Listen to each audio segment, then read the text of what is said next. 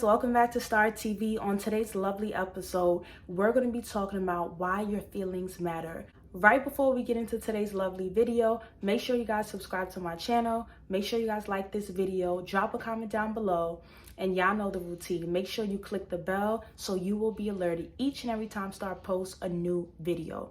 Right before we get into it, I just want to speak to someone and say, I don't know what you're going through. I don't know what you're facing, but just know that God is with you in the storm, and He's going to bring you through the test in order to give you a testimony. Have faith, stay prayed up, and never give up. So number one, this is why your feelings matter. You are allowed to feel and process your emotions. We live in a society where everybody runs from feelings. Nobody wants to be vulnerable. No one wants to be open. Everyone wants to be closed in. We all have a wall up because we think that we're guarding and protecting ourselves. And I understand that we are, but a lot of the times we go through things and we don't allow ourselves to truly feel and diffuse. We don't allow ourselves to process our emotions. And when you don't process your emotions, when you don't acknowledge your emotions, and when you don't allow yourself to feel because you're trying to be cold and nonchalant and act like you don't care and be detached, because that's the agenda that our society is pushing onto the youth. When you don't do that, you develop trauma.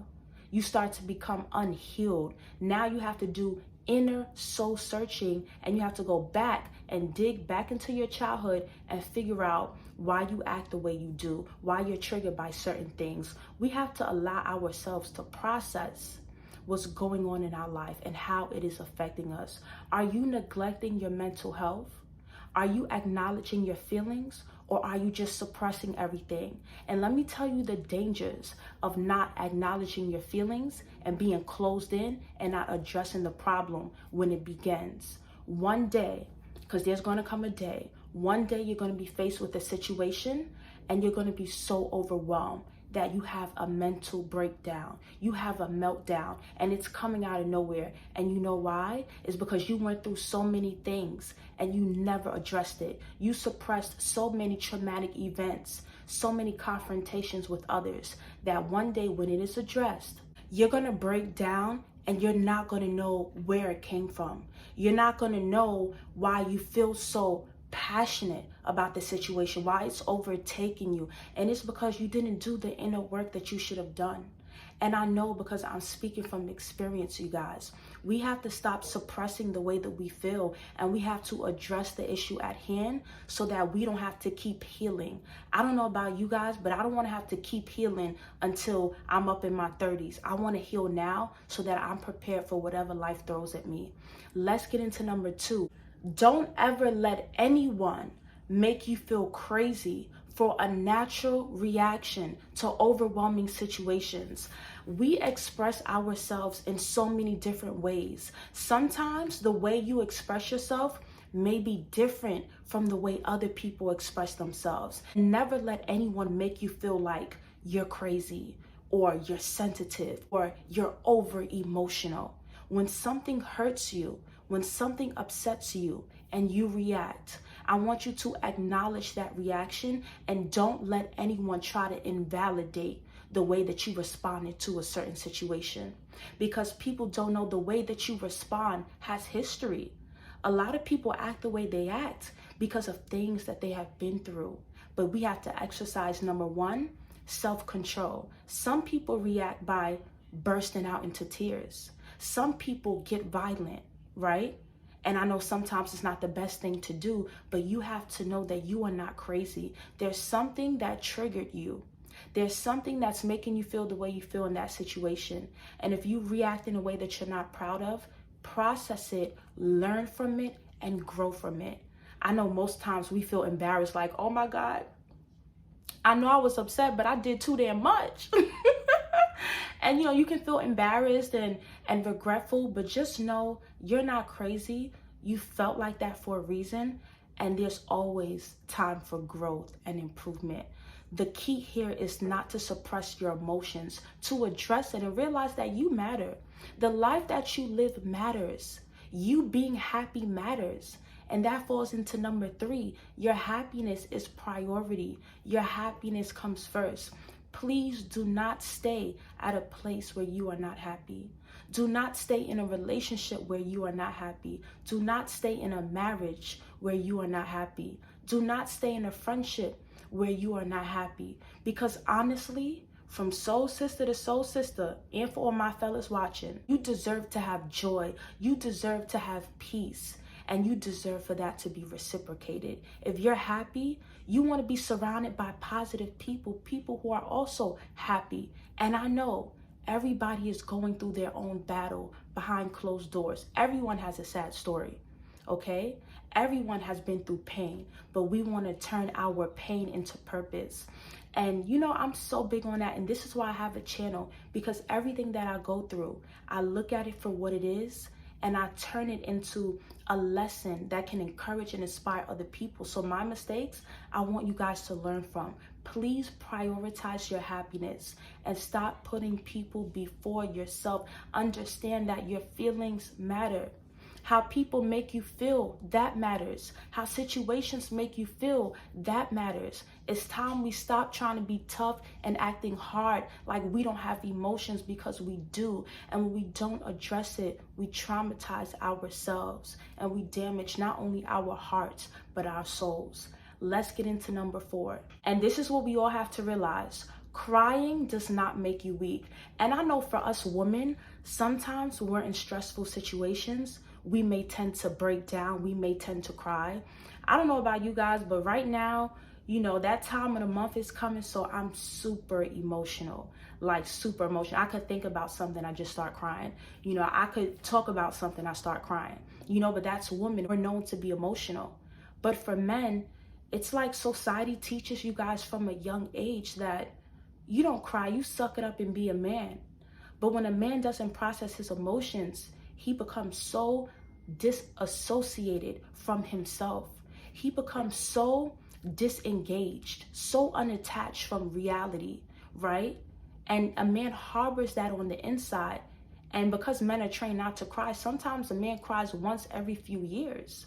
And to women, it's like, what? Like, I cry every month. Like, if I'm stressed out, we have to learn to cry it out and not be ashamed. Cry it out and not be embarrassed. We have to release that hurt, that pain, that anger, that frustration. We have to cry and release it, because if we hold it and we carry it with us, it will turn into unforgiveness. Then unforgiveness will turn into bitterness. And we don't want to be bitter. We're not trying to be bitter on this side. When you bitter, it starts to affect your health. You know, you start to have health problems, and this is true, okay? So we want to make crying a norm, especially for men. Crying doesn't make you weak. Listen, I always mention Nicki. Nicki Minaj is an icon. She's a legend. She's a mogul. I look up to her. I love her. I respect her work ethic. You know, she got it out the mud. Even Nicki Minaj has gone through periods of her life where she has cried. She has cried because people have lied on her. People have attacked her. People have assassinated her character. Y'all remember back in 2018, the Nicki hate train, everybody was coming for Nicki, putting her down, assassinating her character, lying on her. But she stood with her head torn. She still did what she had to do. But in an interview, when she was discussing with someone, she started to break down and cry. And that gives me so much comfort to know that the biggest and the greatest went through things that we have all experienced. And if someone as big as Nicki can cry, it shows you that you can be successful and great, and you can still process your feelings and your emotions in a healthy manner. You don't ever have to be ashamed for crying. Crying doesn't make you weak. It shows that you are strong enough to be vulnerable and release any tension that you are feeling. I really fully supported her. And up until this recent interview that she did, I had never seen her show me genuine love in an interview. And I could just imagine how many girls wish they could have been on a song with Nicki Minaj. And I mean, I'm not saying it in a cocky way, but like, yikes. I'm not saying that in a cocky way. I'm saying it like, The first thing out of your mouth when someone asks you about a Nicki Minaj feature is, she changed her version. Excuse me? It's because of the Nicki hate parade that she felt the comfortability to address me in that manner. Let's get into tip number 5. This is deep, and it hits deep when people close to you fit in this category. Some people will be committed to misunderstanding you. I don't know about you guys, but understanding is so big for me. I love when people understand where I'm coming from. I love when they're able to put themselves in my shoes and understand how I feel and understand the situation, right? Without having a biased opinion. You have to realize sometimes you will try to express yourself to someone. Sometimes you will try to explain and defend yourself, but others have their mind already made up about you. There's some people you cannot convince. They are committed to misunderstand you. They don't want to understand your point. They don't want to agree with you.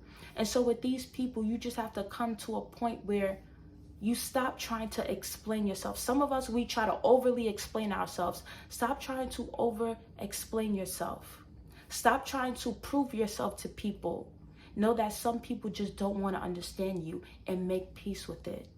But know that your feelings are not invalid. How you feel, your reactions to life, to situations, your emotions are so important when you navigate through this life. So my challenge is for you guys to really start journaling. Start expressing the way that you feel in your journal. Start reflecting on yourself. Well, how do I feel today? If I don't feel good, why am I feeling this way? What's making me feel this way? And what can I change so that I can be in this happy place that I deserve, so that I can feel joy, so that I can be at peace? Because 9 times out of 10, a lot of people are not happy. A lot of people don't feel fulfilled, don't feel satisfied. A lot of people are hiding behind a smile, and there's so much pain and hurt and trauma.